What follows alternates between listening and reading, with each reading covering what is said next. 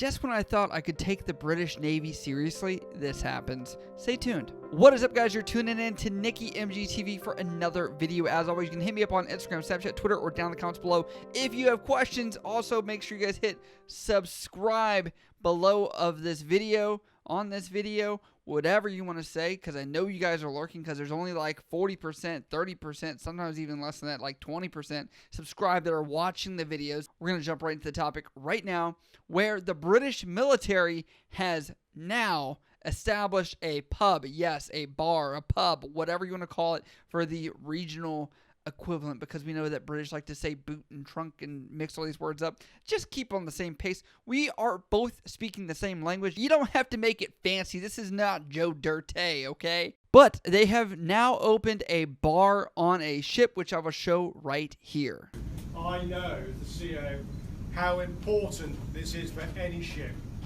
This has been delayed far longer than I'd hoped. It's a vital component of the moral component. This is our home for the senior rates. This is where you relax, you have a few drinks, and it's vitally important. Today, on behalf of me as the CO and the rest of the ship's company, particularly the senior rates, can I say thank you very much and well. A perfect example where this, as the nation's future flagship, has gripped the imagination of many people.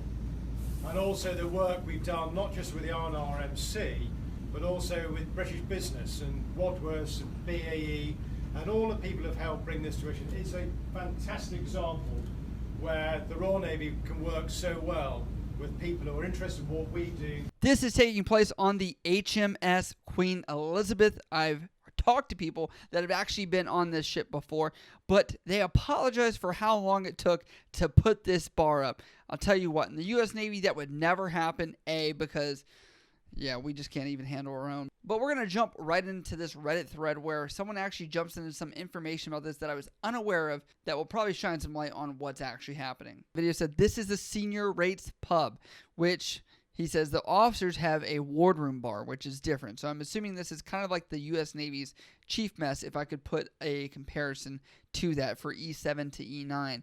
Then he says junior rates are entitled to 2 cans of beer per person per day. And says, or a small bottle of wine, however, no spirits, etc. In some mess decks, they have fashioned a bar top by themselves. Senior rates and officers are able to drink wine, beer, spirits, however, when at sea, must be fit to perform their duties at all times. I don't know the official instruction, but I will say it sounds like he did know what he was talking about, just a little bit. But I also wanted to compare that with the Navy instruction, which is actually way more strict than this. So I don't misquote this, it goes here, numbered fleet commanders of naval and military sea lift command vessels participating in high-tempo, arduous operations are authorized to permit consumption of up to 2 12-ounce cans or bottles of beer by each member of the crew or embarked unit to occur in conjunction with appropriate morale-enhancing activities such as flight deck or fantail cookouts, where non-alcoholic beverages must also be available. One-day stand-downs are authorized subject to operational commitment and local threat assessments for vessels which have attained 45 consecutive days.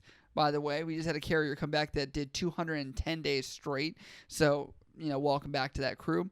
Anyway, it then says commitments and local threat assessments for vessels which have attained 45 consecutive days at sea and will not arrive in a Liberty port within 5 days of the day scheduled for consumption. So that means they could screw you over and be like, yeah, we're actually pulling a port on the 46th, 47th day, and you're not going to get anything. That sucks. And you are only allowed this for each 45-day period. So obviously, that sucks because these people in the British military or in the Navy specifically are getting 2 cans a day. Even the most boot sailor on that ship is getting 2 beers a day.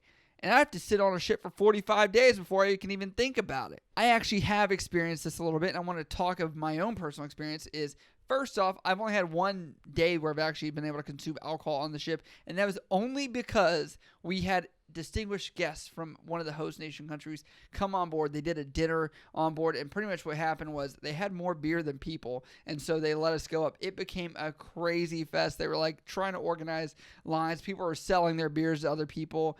I think people got more than 2, honestly. I don't know, but unless they paid for them. But what I want to get into also is I also had some Canadians on my ship which wanted to be a little mischievous. But this is because as they were unpacking, I was talking to them because we shared the same berthing, and they were like, "Oh, I have some alcohol with me," and I was like, "Oh, you can't have alcohol with you at all here," and they're like, "What? You guys can't have alcohol on your ships?" And the Canadian military that was on our ship was baffled at this. They said, "How? Like, what do I do? Do I drink it now?" And I was like, "I don't know. Hide it, turn it in. I don't know. Like, your jurisdiction is your command. Like, you take it to them." But I don't think they took it to them. But, you know, it was one of those things that it makes you realize the differences in the traditions of the Navy and how we've stripped away a lot of those traditions, such as beards and drinking on ships. And obviously, we do have in the Navy official song. The official song, Anchors Away,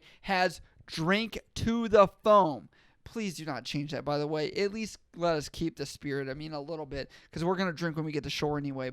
And I'm upset about this. They get a pub, we get a Starbucks. It was on a carrier. Yes. And by the way, the last time that was even memorable or special was when we found out that that girl that was bashing President Trump and going crazy at the rally used to work at that Starbucks. It's probably not that special if no one's saying, you got to go to that ship in order to get the Starbucks. So guess what? Now there's a Starbucks on every single corner, on every single thing. I don't need more coffee. We're just asking for a little bit of beard or a little bit of booze, and just let us be happy for like 5 seconds. I have also been stationed in Europe before where it is not as, I guess, stringent of alcohol. You can drink at 18, no problem. So everybody was kind of on that party mode no matter what. And you start to realize that as Americans, we really hype up alcoholism overall. And so pretty much it puts you in like a pressure cooker on a ship where you're not able to drink for how many days straight. Where I do believe that if we didn't stigmatize it so much, we might actually be able to, get away from alcohol related incidents, get away from people abusing it, get away from people,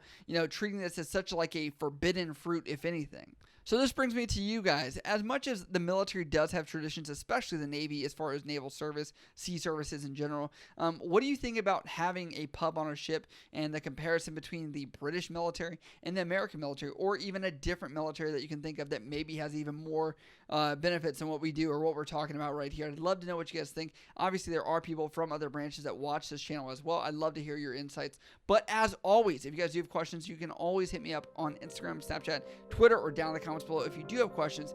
And I love you guys. I'll see you next time.